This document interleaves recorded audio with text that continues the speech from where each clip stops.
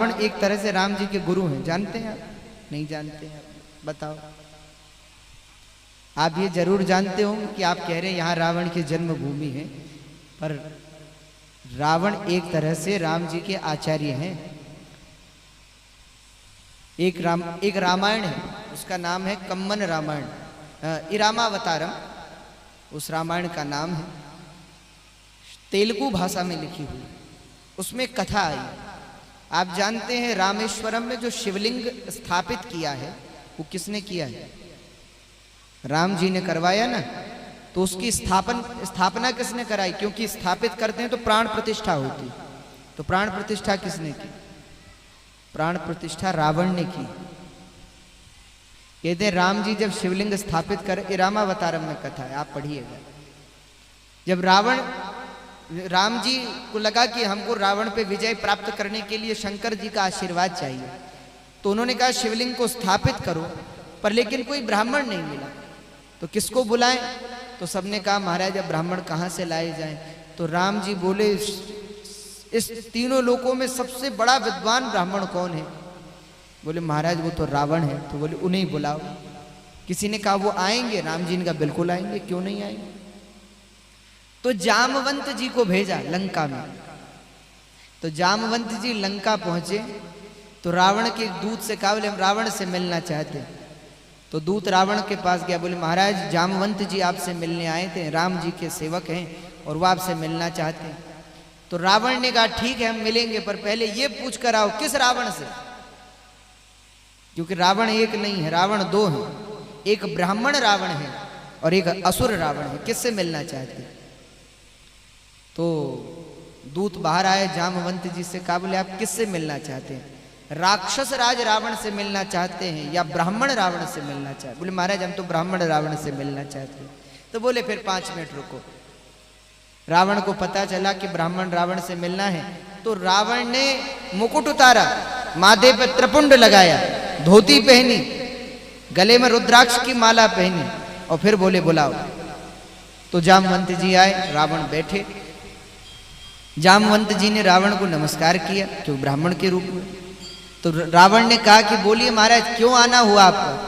तो जामवंत जी बोले हमारे राम जी शिवलिंग स्थापित कर रहे हैं और वो चाहते हैं कि आप उनके यज्ञ के आचार्य बने और उनका प्रतिष्ठापन पूर्ण करवाएं। तो रावण ने कहा कि हम जरूर आएंगे, क्योंकि राम जी एक बहुत अच्छे यजमान है, राम जैसा यजमान हमको नहीं मिलेगा। और दूसरा राम जी के जो गुरु हैं, कुल पुरोहित हैं, वो वशिष्ठ जी हैं, और वशिष्ठ जी और हमारे जो दादाजी हैं पुलस्त्य ऋषि, वो भाई भाई हैं।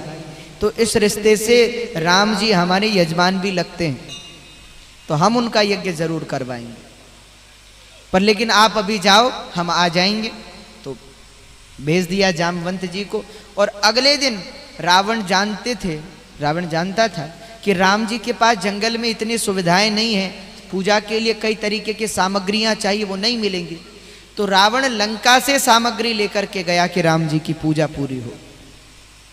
और फिर रावण ने सोचा कि बिन पत्नी के पूजा नहीं होती, पत्नी भी चाहिए। तो सीता जी को साथ लेकर के गया पुष्पक विमान से, और पुष्पक विमान पर सीता जी के पास गया। तो सीता जी रावण को देखती भी नहीं थी, पर उस समय रावण ने कहा बोले इस समय मैं रावण के रूप में नहीं, आपके पति का आचार्य हूँ, गुरु रूप में आया हूँ। तो सीता जी ने फिर रावण को नमस्कार किया और उनके साथ पुष्पक विमान से समुद्र के तट पर आई। और रावण ने कहा बोले जब तक मैं आपको बुलाऊं नहीं तब तक आप यहीं रहना। बोले ठीक है। तो रावण पूजा के लिए पहुंचे। राम जी ने, सब वानरों ने रावण को नमस्कार किया, बिठाया, पूजा शुरू हुई। अब जब पूजा शुरू हुई तो रावण ने कहा देखो पूजा शुरू तो कर देंगे पर बिन पत्नी के पूजा होती नहीं, आपकी पत्नी कहाँ है? रावण ने पूछा। अब कोई और होता तो कहता कि भैया उसे तो आप ही हर के ले गए, पर राम जी तो सब जानते हैं। राम जी बोले महाराज सभ्यता है ना। तो राम जी ने ये नहीं कहा कि उसे तो आप ले गए। राम जी बोले महाराज वो आप छोड़िए, पर ये बताइए अगर पत्नी के बिना पूजा हो सकती है, कोई उपाय है? रावण बोले पूजा हो सकती है पर 2 अर्थों में, या तो पत्नी की मृत्यु हो गई हो या पति पत्नी को त्याग दे। क्या आपकी पत्नी जीवित है? बोले हाँ। क्या आपने उसे त्यागा है? बोले नहीं। तो बोले पत्नी चाहिए। तो महाराज अब क्या करें? रावण ने कहा मैं आपकी पत्नी को लेके आया हूं, पर एक शर्त है, पूजा पूरी होने के बाद ले जाऊंगा वापस। बोल ठीक है महाराज, आप लाओ। तो सीता जी यज्ञ में आई, संपूर्ण पूजा हुई, शिवलिंग स्थापित हुई। अंत में राम जी ने रावण को नमस्कार किया और पूछा रावण ने कि यजमान का क्या मनोरथ है, किस मनोरथ से ये पूजन किया? राम जी बोले हम लंका पे विजय चाहते हैं। रावण ने कहा तथास्तु। ये लीला है, इसमें हर एक पात्र रामचरितमानस का कोई कम नहीं है, सब भक्त हैं।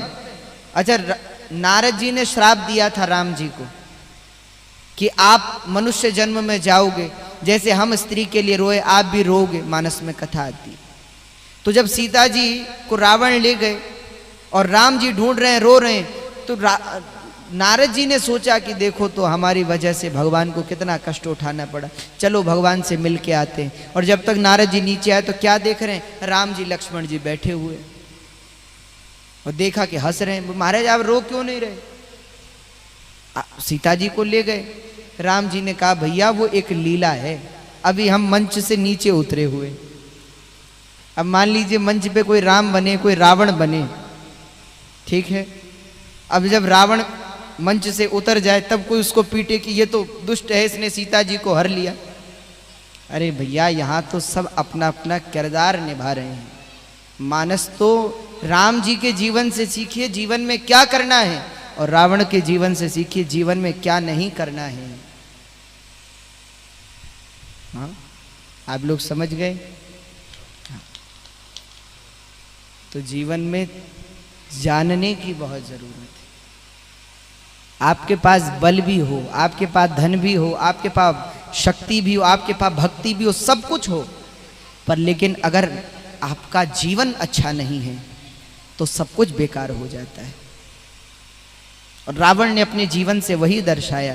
बोले भैया जीवन में धन कमाना न कमाना, बल कमाना न कमाना, शक्ति कमाना न कमाना, पर अपने जीवन में अपने जीवन को भगवान को जरूर समर्पित करना। तो बहुत सारी चर्चाएं हैं, बहुत सारी लीलाएं।